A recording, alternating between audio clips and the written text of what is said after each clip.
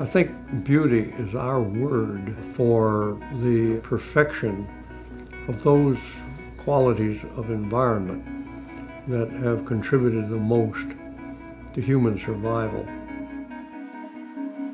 Great architects have intuitively sensed these things without probably even articulating or being able to articulate why they did what they did. It just seemed right.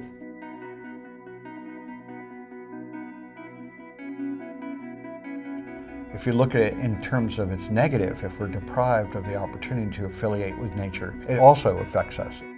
If we were in a room that had no windows, that had just artificial light and processed air, basically you wouldn't want to be there for very long. And if you were there for very long, if somehow you couldn't escape from that room, you would start to have a kind of a sensory deprivation. We tend to think of cities and nature as being these kind of polar opposites, when in fact we need to think about the concept of a city as being more like a garden, full of nature, bountiful.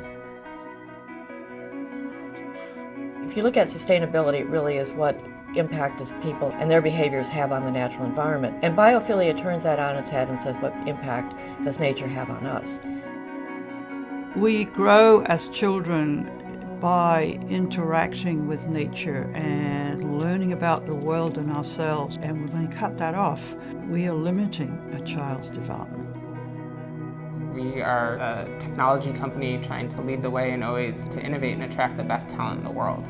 Creating a workplace that has some of these biophilic attributes undoubtedly helps us do that more successfully, and that's good business.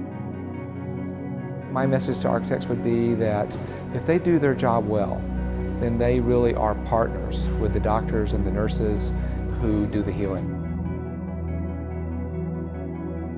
Biophilic design is thus about creating good habitat for people in a modern built environment that satisfies their need for beneficial contact with the natural world.